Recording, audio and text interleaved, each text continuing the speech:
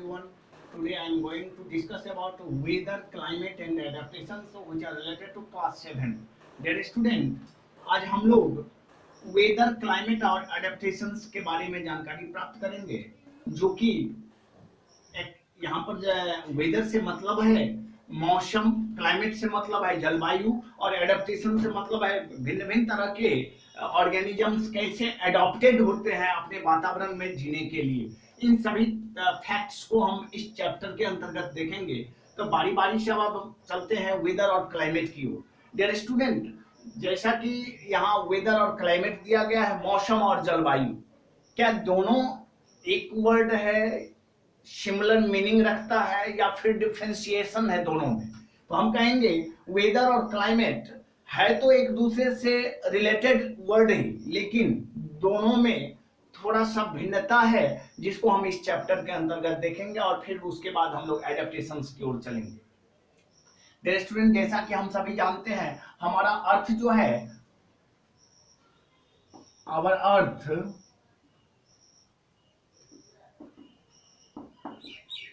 consists of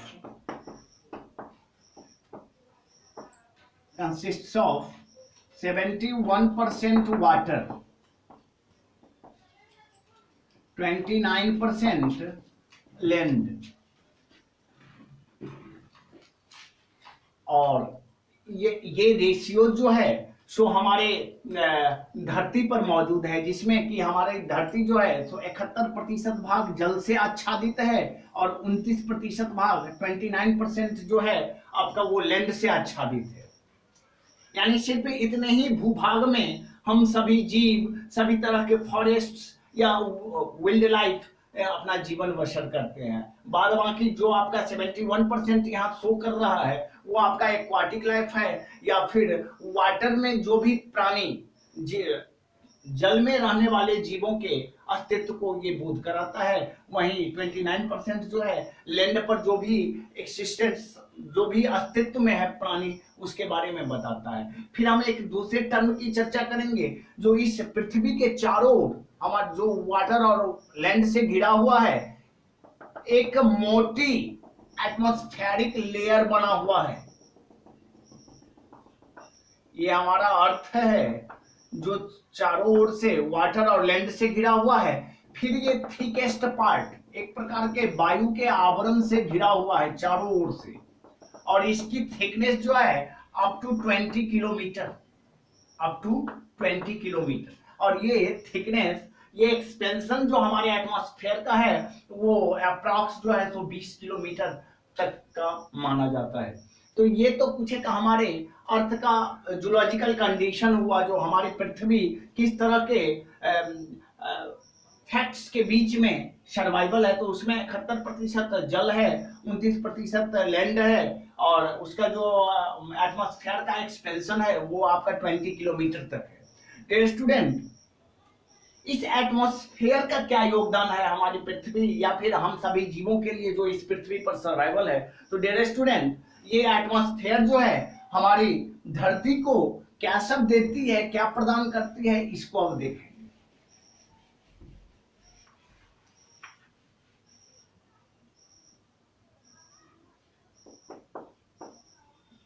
Our atmosphere provides us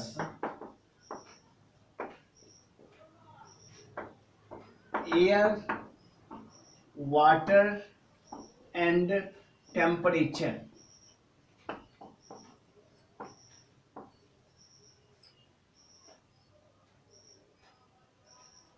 And also protect us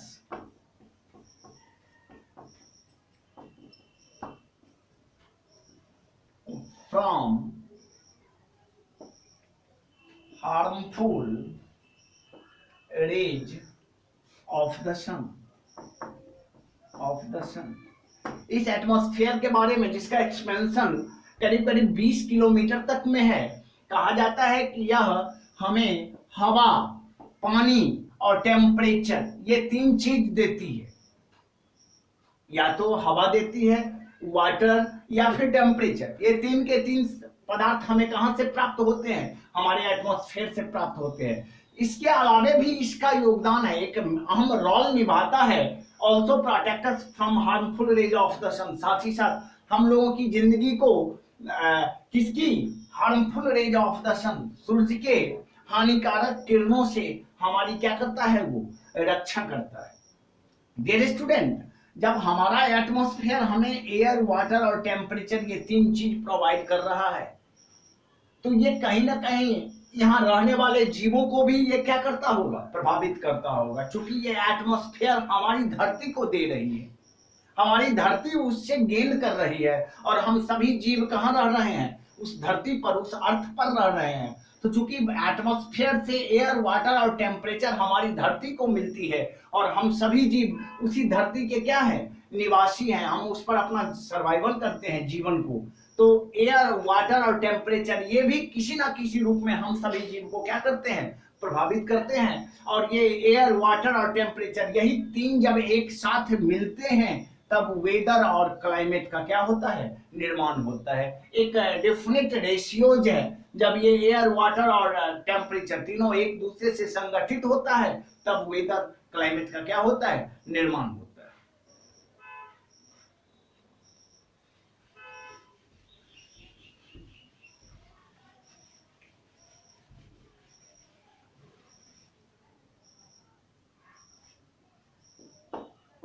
Atmosphere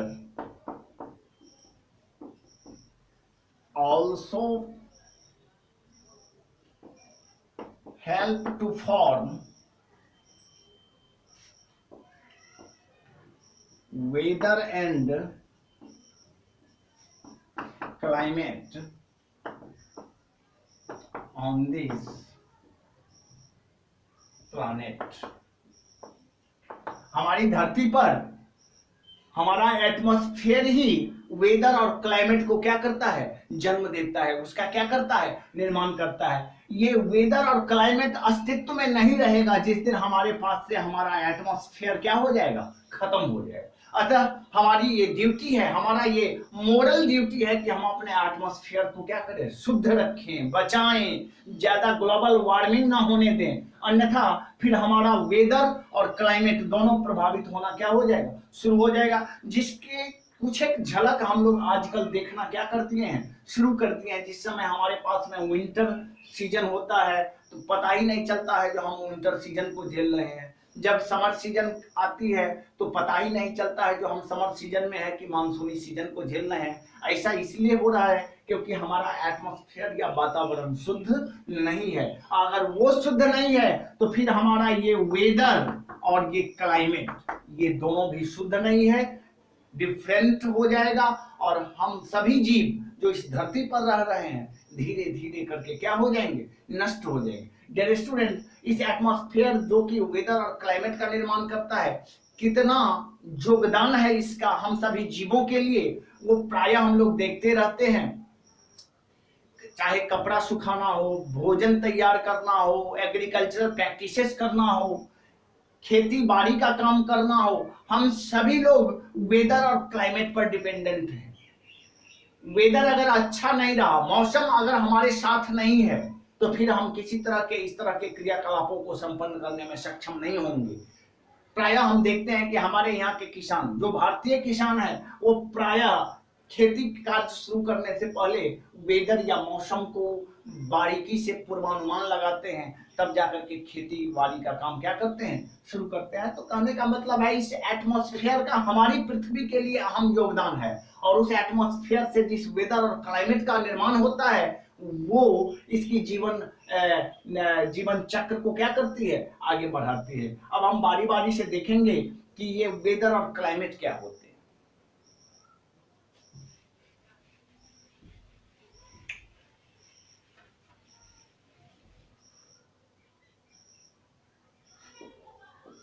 weather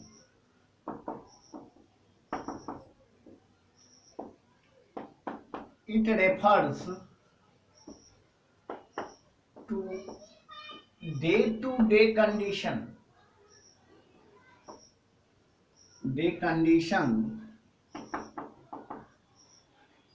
of atmosphere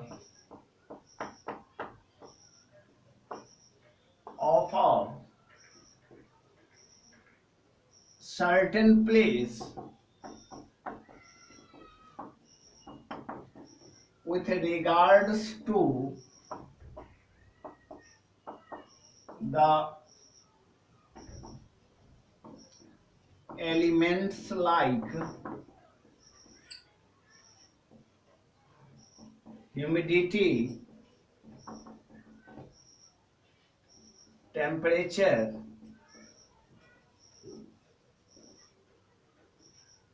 moisture, rainfall, wind, and snowfall, etc. It refers to day-to-day condition of atmosphere of a certain place with regards to the elements like. इस weather मौसम की जब हम चर्चा करते हैं तो ये डे टू डे कंडीशन है, नित्य प्रति की है, सुबह से शाम तक की ये कंडीशन को शो करता है, दिन प्रतिदिन के कंडीशन को शो करता है। किसके कंडीशन? हमारे एटमॉस्फेयर, यानी हमारे एटमॉस्फेयर से यहां मतलब है उस एटमॉस्फेयर के उस दिन एयर, वाटर और टेम्परेचर का क्या रेशियोज है, इस चीज को वो शो करता है। ये तीन चीज हमारे एटमॉस्फेयर में उस दिन के लिए, उस स्पेशल दिन के लिए इस एटमॉस्फेयर की क्या स्थितियां थी, इसको व्यक्त करता है। अब रही बात इस वेदर से कौन कौन से टर्म रिलेटेड हैं, तो उसमें पहला है हमारा ह्यूमिडिटी। इस वेदर, हम जब मौसम की चर्चा करते हैं तो उस दिन हम अपने वातावरण, हम अपने सराउंडिंग्स में ह्यूमिडिटी के लेवल को देखते हैं, आर्द्रता के लेवल को देखते हैं। डियर स्टूडेंट, ये आर्द्रता दो तरह की होती है, एक मॉइस्ट होती है और एक ड्राई होती है। हम यहाँ दोनों तरह के ह्यूमिडिटी की चर्चा करती है, किस दिन ड्राई ह्यूमिडिटी रहती है और किस दिन मॉइस्ट ह्यूमिडिटी रहती है।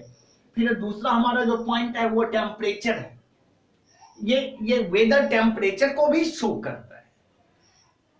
किसी दिन, किसी समय, किसी निश्चित स्थान पर कहीं बारिश हो रही होती है, उसी समय सुदूर के प्रांत में उसी टाइम में कहीं पर जो है सो धूप खिला हुआ रहता है। ये वेदर को शो करता है, ये डे टू डे कंडीशन को शो करता है। हमारा तीसरा है मॉइस्चर। चौथा है हमारा रेनफॉल।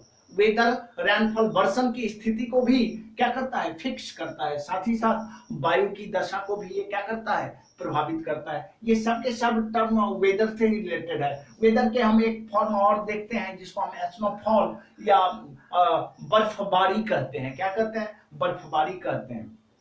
ये कुछ एक टर्म है, एलिमेंट्स हैं जो वेदर से रिलेटेड होते हैं। जब जब हम वेदर की चर्चा करेंगे तो ये 5-6 पॉइंट्स अवश्य हम अपने दिमाग में रखेंगे, जिसमें पहला है हमारा ह्यूमिडिटी, वहां की आर्द्रता की स्थिति क्या होती है, टेम्परेचर, उस स्पेशल पार्टिकुलर प्लेस के पर तापमान की क्या स्थिति होती है, फिर वहां के वातावरण में नमी की क्या स्थिति है, रेनफॉल कैसी है, विंड की स्थिति या वायु डायरेक्शन ऑफ विंड किस तरह की है, और फिर स्नोफॉल कैसी होती है। डियर स्टूडेंट, ये कुछ एक एलिमेंट्स थे जो वेदर से रिलेटेड थे। अब रही बात वेदर ड्राइव कैसे होता है, कैसे वातावरण में जो है तो मौसम चेंज करता है। तो मौसम को चेंज करने में डियर स्टूडेंट 3 फैक्टर्स काम करते हैं।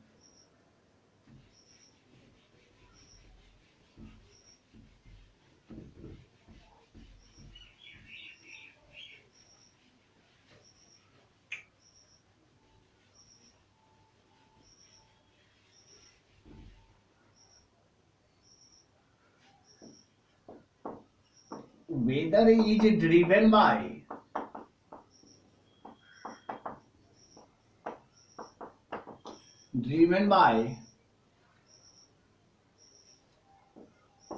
एयर प्रेशर, जिसे हम वायु दाब कहते हैं, टेम्परेचर, जिसे हम तापमान कहते हैं, और मॉइस्चर, जिसको हम नमी कहते हैं। क्या कहते हैं? नमी। टेम्परेचर से मतलब है तापमान, और एयर प्रेशर से मतलब है वायु दाब। ये तीन स्थितियों के द्वारा हम वेदर को क्या कर सकते हैं, मूव करा सकते हैं, चला सकते हैं। मौसम स्थिर नहीं रहेगा बल्कि मौसम जो है गतिमान हो जाएगा, लोकोमोटेड हो जाएगा। उसमें उस वेदर को मूव कराने में, ड्राइव कराने में किसका योगदान है, तो एयर प्रेशर, टेम्परेचर और मॉइस्चर। वायुदाब की स्थिति कैसी है, जो कि एयर को शो कर रहा है।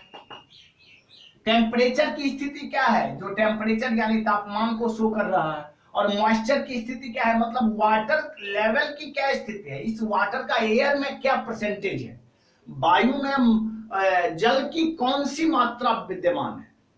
अगर अगर वायु के कण के दुगुना मात्रा में वाटर का कण मौजूद है तब वो मॉइस्ट ह्यूमिडिटी कहलाएगी। अगर उससे कम का अमाउंट है तब वो ड्राई ह्यूमिडिटी कहलाती है। तो ये कुछ एक वेदर को ड्राइव करने के लिए कुछ फैक्टर्स है, जो एयर प्रेशर है, टेम्परेचर है, मॉइस्चर है। लेकिन ये भी डिफर होता है, they are differ from each other, from one place to another.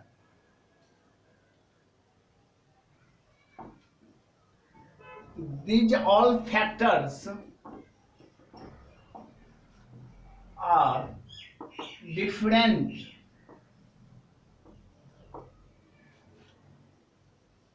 from one place to another.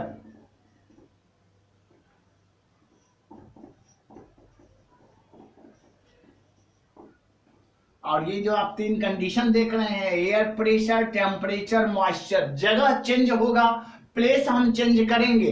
क्योंकि हमने शुरू में ही वेदर को जब डिफाइन किया तो डाल दिया था पार्टिकुलर प्लेस। जैसे ही हम किसी निश्चित स्थान पर जाएंगे तो सबसे पहले वहां के एयर प्रेशर की स्थिति, वहां के टेम्परेचर की स्थिति और वहां पर मॉइस्चर की स्थिति को देखेंगे और फिर उसी से हम उस वेदर का क्या करते हैं, अनुमान लगाते हैं या फिर पूर्वानुमान या प्रिडिक्शन करते हैं। अब डियर स्टूडेंट, अब देखेंगे क्लाइमेट को, जिसको हम जलवायु कहते हैं।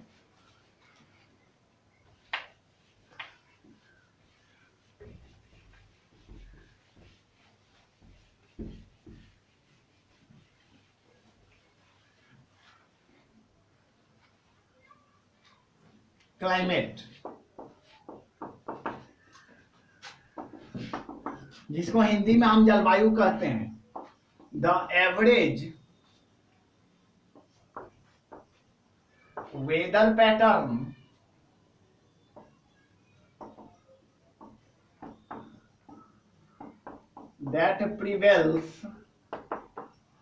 that prevails over a long period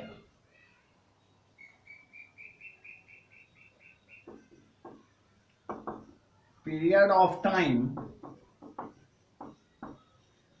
of a place is referred as the climate.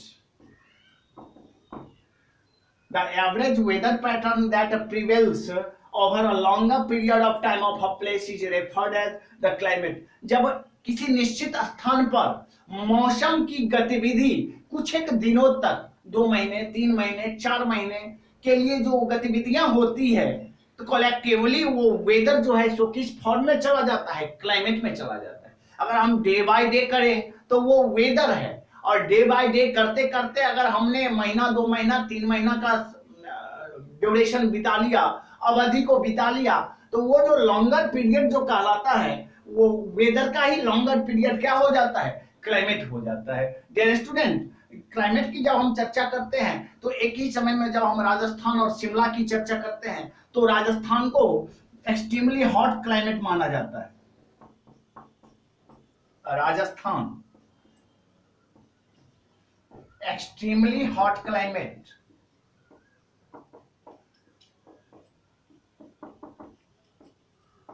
लेकिन वहीं जब हम शिमला की चर्चा करते हैं तो एक्सट्रीमली कोल्ड क्लाइमेट माना जाता है। एक्सट्रीमली कोल्ड क्लाइमेट, ये क्लाइमेटिक कंडीशन है जो एक ही जगह, एक ही समय, जबकि दोनों का दोनों जो है तो इंडिया में ही स्थित है, लेकिन एक ही जगह राजस्थान में जो है सो एक्सट्रीमली हॉट क्लाइमेट है और वहीं शिमला में जो है एक्सट्रीमली कोल्ड क्लाइमेट है। ये डिफरेंशिएशन क्यों हुआ, तो ये डिफ्रेंसिएशन इसलिए हुआ क्योंकि इस क्लाइमेट को बहुत सारे ऐसे फैक्टर्स हैं जो प्रभावित करते हैं। तो अब हम देखेंगे किस कारण से एक ही समय, जबकि ये दोनों के दोनों प्लेसेस हमारे इंडिया में मौजूद है, चाहे वो राजस्थान हो या फिर शिमला हो, फिर ये एक एक्सट्रीमली हॉट और दूसरा एक्सट्रीमली कोल्ड कैसे है? ऐसे कौन से फैक्टर्स हैं जो इस क्लाइमेट को प्रभावित करते हैं और उस क्लाइमेट के प्रभावित होने से हमारा ये प्लेस जो है तो एक ही समय में क्या हो जाता है, प्रभावित हो जाता है। तो डियर स्टूडेंट, अब हम उस फैक्टर्स को देखेंगे जो क्लाइमेट किसी स्थान के जलवायु को क्या करते हैं, प्रभावित करते हैं।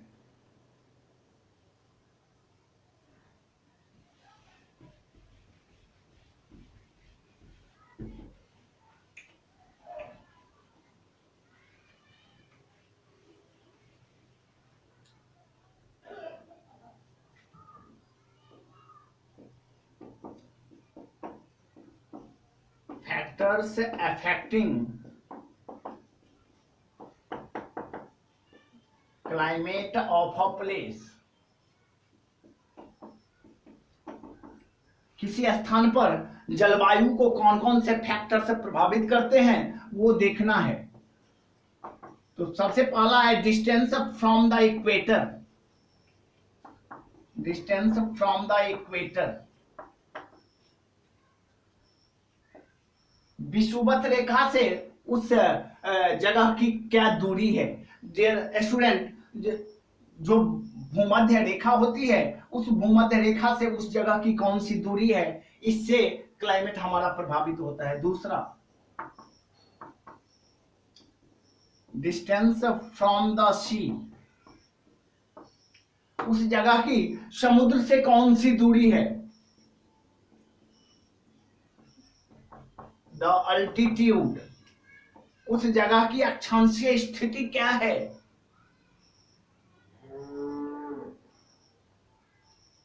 डायरेक्शन ऑफ विंड,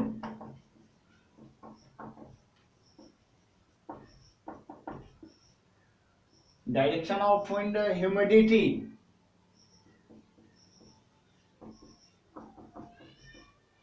और चौथा है माउंटेन रेंजेज। माउंटेन रेंजेज, ये 6 टर्म हैं जो कहीं ना कहीं हमारे क्लाइमेट को क्या करता है, प्रभावित करता है। सबसे पहला जो हमने पॉइंट आउट किया उसमें था distance from the sea, equator. हमारे भूमध्य रेखा, हमारी पृथ्वी को 2 भागों में बांटा गया है, एक को नॉर्दर्न हेमिस्फीयर, दूसरे को साउदर्न हेमिस्फीयर कहते हैं, और हमारी पूरी पृथ्वी को बांटने वाली जो इमेजिनरी लाइन है उसको हम इक्वेटर कहते हैं। फिर हम देखेंगे हमारे उस लोकेशन के अंतर्गत वो जगह जहाँ के क्लाइमेट की हम चर्चा कर रहे हैं वो समुद्र से कितना दूर है, कहीं समुद्र से ज्यादा दूर तो नहीं है, या फिर वो जगह समुद्र से कहीं नजदीक तो नहीं है। इस पर भी हमारा क्लाइमेट क्या करता है, असर करता है। फिर हम तीसरा पॉइंट देख रहे हैं अल्टीट्यूडनल लोकेशन, अक्षांशीय स्थिति उस जगह की क्या होती है। डायरेक्शन ऑफ विंड, वायु का की दिशा किस तरह की है। ह्यूमिडिटी, उसमें नमी किस तरह की है, ड्राई है कि मॉइस्ट है। और माउंटेन रेंजेज, पहाड़ी श्रृंखलाएं, कहीं वो जगह किसी पहाड़ के नजदीक तो नहीं है, या फिर वो जगह पहाड़ से 500 किलोमीटर दूर तो नहीं है। दोनों स्थितियों में 2 तरह का प्रभाव उस क्लाइमेट पर पड़ता है। डियर स्टूडेंट, ये कुछ एक टर्म क्लाइमेट से रिलेटेड था। अब हम देखेंगे हमारी इस धरती पर जीने के लिए कौन कौन से ऐसे सुटेबल फैक्टर्स हैं जिसके चलते हम इस धरती पर क्या होते हैं, सर्वाइवल करते हैं, या कोई भी जीव सर्वाइवल होता है। ऐसे कौन से फैक्टर्स हैं हमारी धरती पर जो हमें अनुकूलित करता है, हमें जीने के लिए बाध्य कर देता है।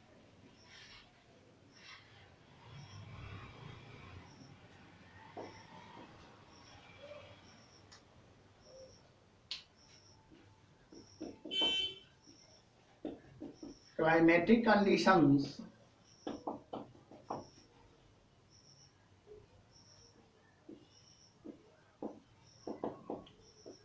suitable for life on earth, ऐसे कौन से जलवायुविक दशाएं हैं जो हम सभी जीवों को धरती पर जीने के लिए बाध्य कर देती है, देखना है।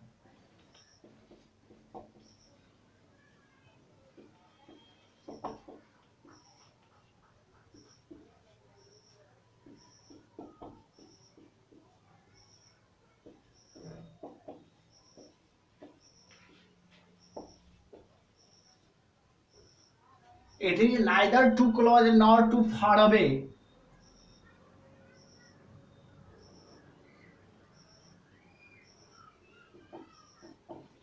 In the solar system. In the solar system. It has moderate temperature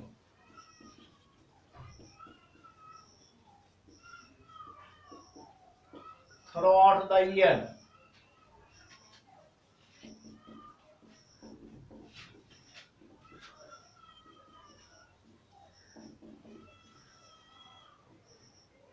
It has the temperature nearly about minus 80 degrees C at the poles. At the poles to above 50 degrees C in the desert region.